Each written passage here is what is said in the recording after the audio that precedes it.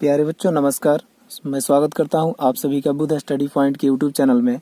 और आज हम इस वीडियो के माध्यम से 9th क्लास के पहले अध्याय संख्या पद्धति के अंतर्गत संख्या रेखा पर वास्तविक संख्याओं के निरूपण के बारे में जानेंगे और साथ ही उससे संबंधित प्रश्नावली 1.4 के प्रश्नों को हल करेंगे।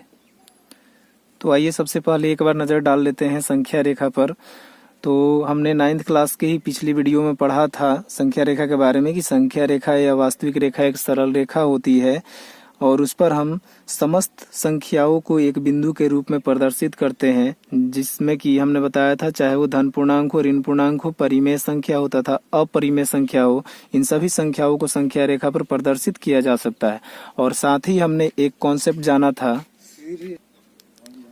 कि किन्हीं दो संख्याओं के बीच में अनंत संख्याएं होती हैं और हम संख्या रेखा पर प्रत्येक संख्या को प्रदर्शित कर सकते हैं। तो बच्चों आइए अब इस बात पे एक बार फिर से गौर करें कि किन्हीं दो संख्याओं के बीच में अनंत संख्याएं किस प्रकार से होती हैं। जैसे कि हम बात करें कि 0 और 1 के बीच में जो अनंत संख्याएं होती हैं वो किस प्रकार की होती है। तो जब हम बच्चों 0 से आगे चलेंगे तो ये होगा 0.1, 0.2, 0.3 और ऐसे कर कर के ये 0.9 तक जाएगा और उसके बाद में ये हमारा 1 प्राप्त होगा। वैसे ही अब अगर बात करें 1 और 2 के बीच में जो अनंत संख्याएं होती है किस प्रकार की होती हैं, तो 1 से जब हम आगे चलेंगे तो ये 1.1, 1.2 ऐसे कर कर के ये हमारा जाएगा 1.9 तक और तब जाकर के 2 प्राप्त होगा। तो 1 और 2 के बीच में ये संख्याएं दिख रही हैं और 0 से 1 के बीच में ये संख्याएं हमें दिख रही हैं 0.1 से लेकर के 0.9 तक। तो अब अगर बात करें कि इनके बीच अनंत संख्याएं जो होती हैं, तो अब हम फिर से चाहें तो 0 से लेकर के 0.1 के बीच की बात करें तो इनके बीच अब अनंत संख्याएं निकल सकती है। जैसे कि अगर हम 0.1 और 0.2 के बीच की बात करें तो इसके आगे हमारा इस प्रकार से चलेगा कि 0.11, 0.12 और 0.13 और इस प्रकार से ये आगे तक 0.19 तक जाएगा और तब जाकर के हमारा 0.2 प्राप्त होगा। वैसे ही अगर अब इसके आगे हम 1.1 और 1.2 के बीच की बात करें तो 1.1 के आगे चलेंगे तो 1.11 हो जाएगा, 1.12 हो जाएगा, 1.13 हो जाएगा और ऐसे ही जब आगे तक हम 1.19 तक जाएंगे तो उसके बाद हमें 1.2 प्राप्त होगा। तो इस कॉन्सेप्ट के आधार पर यह पता चलता है कि किन्हीं दो संख्याओं के बीच में हम अनंत संख्याएं निकाल सकते हैं और ये सभी संख्याएं जो है वास्तविक संख्याएं हैं। तो आइए अब इससे संबंधित प्रश्नावली 1.4 को देखते हैं और उसके प्रश्न को हल करते हैं, जिसमें हमें वास्तविक संख्याओं को ही संख्या रेखा पर निरूपित करना है। प्यारे बच्चों प्रश्नावली 1.4 को हल करने से पहले हम एक और कॉन्सेप्ट समझ लें कि अगर आपसे पूछा जाए कि 3.5 किसके किसके बीच पड़ेगा तो हम कह सकते हैं कि यहाँ पे 3 एक पूर्ण संख्या है, तो जितना हमारा दशमलव के पहले का पूर्ण संख्या होता है उस संख्या और उसके आगे की एक संख्या की बात करें जो कि पूर्ण संख्या हो तो 3 के आगे क्या आएगा 4, अर्थात कि 3.5 हमारा 3.4 के ये 3 और 4 के बीच में पड़े। अब इसके बाद अगर कहा जाए कि 7.6352 ये किसके किसके बीच पड़ेगा, तो इस तरह के कॉन्सेप्ट में हम सीधा दिमाग लगाएंगे कि दशमलव के पहले जो हमारी पूर्ण संख्या है हम उसको देखेंगे और उसके ठीक एक बाद की संख्या को देखेंगे। तो 7 के बाद में क्या आता है 8 आता है, 7 के बाद में 8 आता है। तो दशमलव के बाद में चाहे जितनी भी संख्याएं दिखाई दे, जितनी भी अंक दिखाई दे, उन सब का वैल्यू जो है जो हमारी पूर्ण संख्या है दशमलव के पहले उसके तथा उसके एक आगे की संख्या के बीच में ही पड़ती है। तो ये जो दशमलव के बाद जितने भी अंक दिख रहे हैं ये सारे हमारे जो है 7 और 8 के बीच में पड़ेंगे। अगर हम बात करें 9.7, 3, 4, 2, 6, 5 ये किसके किसके बीच पड़ेगा, तो आप देख रहे हैं कि दशमलव के पहले 9 एक पूर्ण संख्या है और हमें एक अंक आगे इसके देखना है। तो 9 के आगे क्या होता है? 10 होता है। अर्थात कि यह पूरा जो संख्या है हमारा, यह हमारा 9 और 10 के बीच में पड़ेगा। तो बच्चों, अगर इस प्रकार के कहीं पे कोई क्वेश्चन हो तो हमें बहुत ज़्यादा सोचने की ज़रूरत नहीं है। बस हम दशमलव के पहले की जो पूर्ण संख्या होगी उसको देखना है और उसके एक आगे की संख्या को सोच लेना है और उन्हीं दोनों के बीच में वो दशमलव वाली संख्याएं आ जाएंगी। तो बच्चों, आइए प्रश्नावली 1.4 के प्रथम सवाल को देखते हैं। और प्रथम सवाल हमारा है, उत्तरोत्तर आवर्धन करके संख्या रेखा पर 3.765 को देखिए। तो बच्चों, हमें 3.765 को संख्या रेखा पर आवर्धन करके देखना है। आवर्धन का मतलब होता है बड़ा करके देखना। जो आवर्धक लेंस होता है उसके द्वारा छोटी वस्तुओं को बड़ी करके देखी जाती है, उसी लेंस के द्वारा इसको हमको बड़ा करके देखना है। तो सबसे पहले हम ये जानेंगे कि ये किन के बीच पड़ेगा। तो हम देख रहे हैं कि दशमलव के पहले जो पूर्ण संख्या है वो 3 है और इसके एक आगे की संख्या की बात करें तो 4 होगा। अर्थात कि यह जो संख्या है हमारा संख्या रेखा पर 3 और 4 के बीच पड़ेगा। तो हम सबसे पहले एक संख्या रेखा ले लेंगे।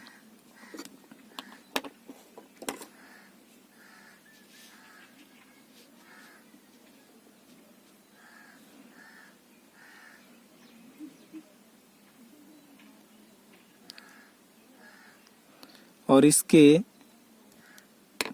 10 भाग कर लेंगे। तो 10 भाग करने के लिए बेहतर होगा कि आप 10 सेंटीमीटर का ही एक रेखा लें और उसके बाद में 1-1 सेंटीमीटर की दूरी पर उसको पॉइंट कर दें, जिससे कि 10 भागों में बांटना आसानी होगा।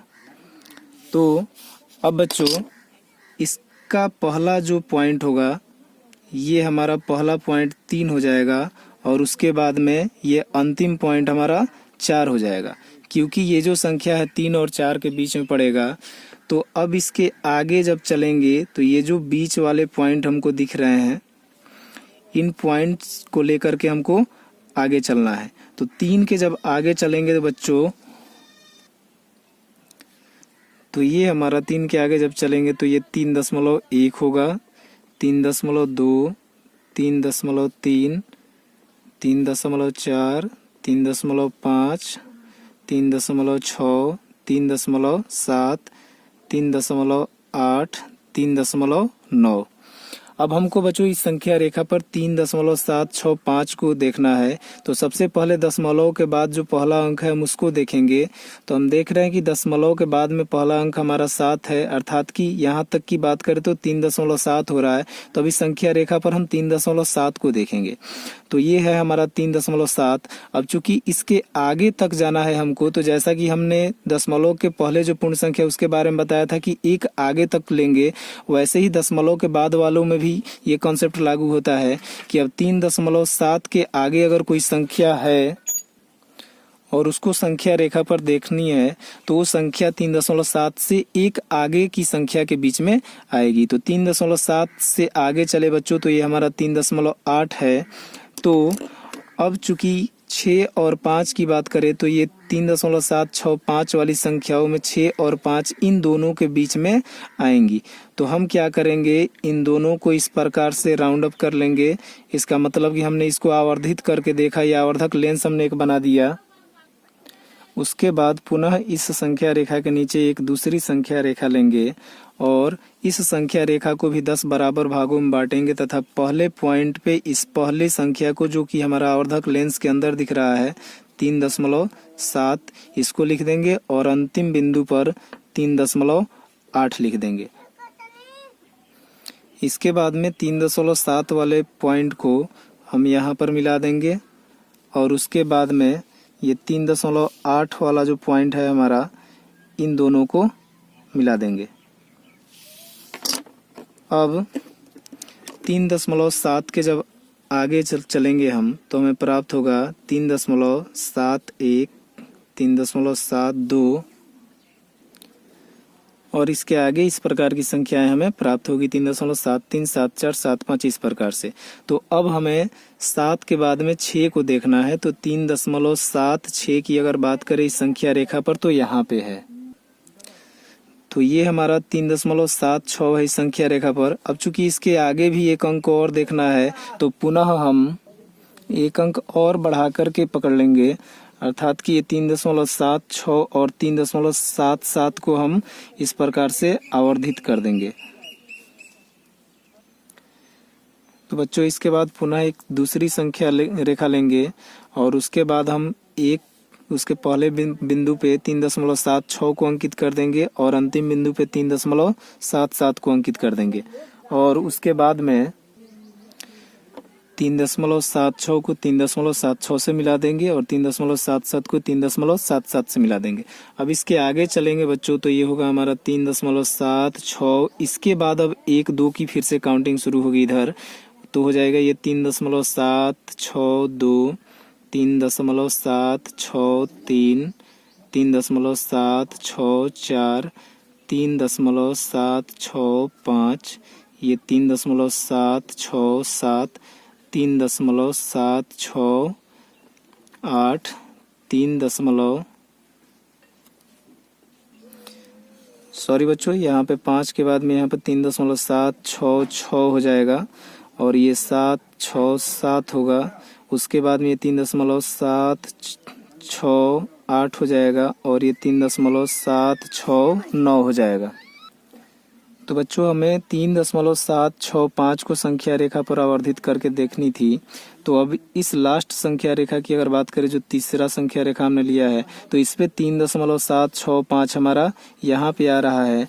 तो इसी को हम क्या करेंगे कि इस प्रकार से इंडिकेट कर देंगे कि यही हमारा क्या है, 3.765 है। तो बच्चों अब हम इस प्रश्नावली के दूसरे प्रश्न को देखेंगे और दूसरा प्रश्न है कि 4 दशमलव स्थानों तक संख्या रेखा पर 4.26 और ऊपर आप देख रहे हैं कि लाइन ब्रैकेट दिया है, अर्थात कि वेनिकुलम दिया है, उसको हमको 4 दशमलव स्थानों तक संख्या रेखा पर देखना है। तो बच्चों हमें 4.26 को दशमलव के 4 स्थानों तक संख्या रेखा पर देखना है। तो यहाँ पे 2 और 6 की पुनरावृत्ति हो रही है, अर्थात कि यह बार बार आएगा। तो हम इसको ये भी कह सकते हैं कि 4.26 और ये चूंकि 2 की पुनरावृत्ति हो रही है तो ये आगे तक जाएगा, लेकिन हमें इन 4 अंकों तक ही इसको संख्या रेखा पर देखनी है। तो अगर बात करें कि संख्या रेखा पर ये संख्याएं जो दी गई हैं ये किनके बीच आएंगी, तो 4.26 की बात करें तो ये 4 हमारा दशमलव के पहले एक पूर्ण संख्या और इसके आगे की एक संख्या देखें तो 5 होता है, अर्थात कि ये 4 और 5 के बीच में आएगा। तो बच्चों ये संख्या जो है 4 और 5 के बीच में स्थित है।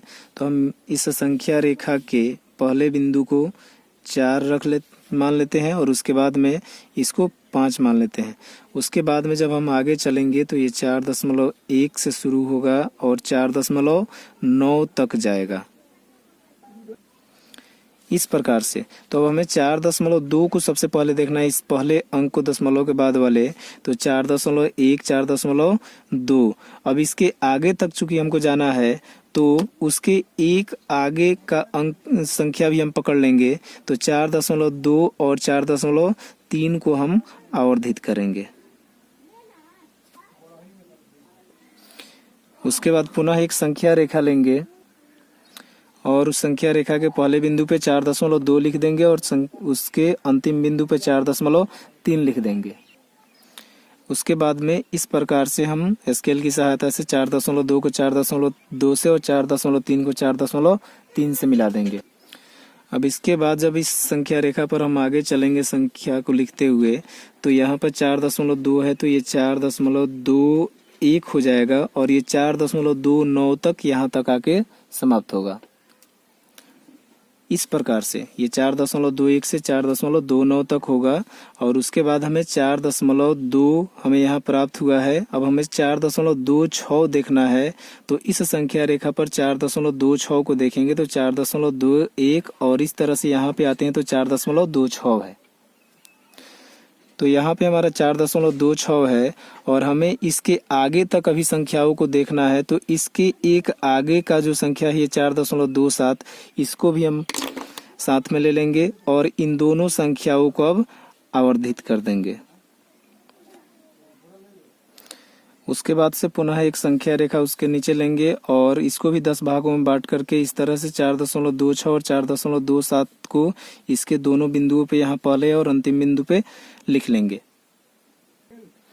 उसके बाद में 4.26 को 4.26 से और 4.27 को 4.27 से मिला देंगे और फिर जब हम इस संख्या रेखा पर आगे संख्याओं को देखेंगे तो 4.26 के बाद में हमारा हो जाएगा 4.261।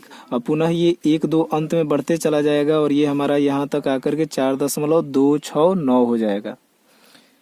इस प्रकार से इस संख्या रेखा पर इसके और इसके बीच की ये संख्याएं हैं। तो अब हमें यहाँ पर 4.2 प्राप्त हुआ है। उसके बाद में 4.26 के लिए हमने यहाँ पर देखा, अब हमें 4.262 चाहिए। तो अब इस संख्या रेखा पर हम देखेंगे तो 4.261 और 4.262। तो चूंकि अभी इसके आगे भी हमको एक अंक और प्राप्त करना है संख्या रेखा पर, तो अब इस 4.262 और 4.263 को हम आवर्धित कर लेंगे।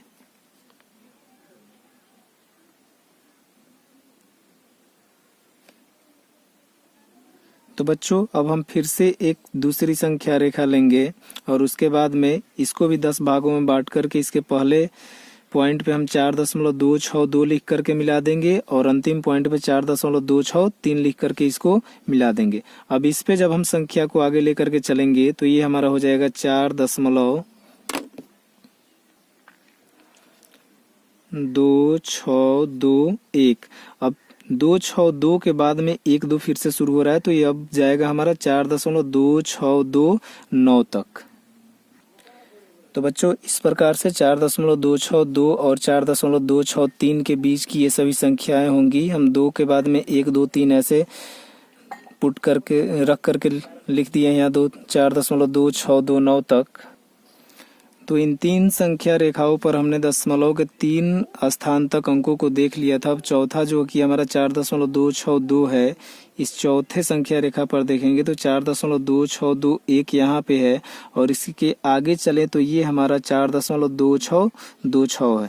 तो इसके बाद में हम इसको क्या करेंगे, इस प्रकार से स्केल से इस तरह से इंडिकेट कर देंगे कि ये हमारा संख्या रेखा पर 4.2626 है। तो बच्चों उम्मीद है यह वीडियो आपको पसंद आया होगा। तो बच्चों इस वीडियो को लाइक करें, शेयर करें, साथ ही चैनल को सब्सक्राइब करें और बेल आइकन को प्रेस करना ना भूलें ताकि आपको रेगुलर अपडेट मिलता रहे। और मिलते हैं अगले वीडियो में, तब तक के लिए नमस्कार, धन्यवाद।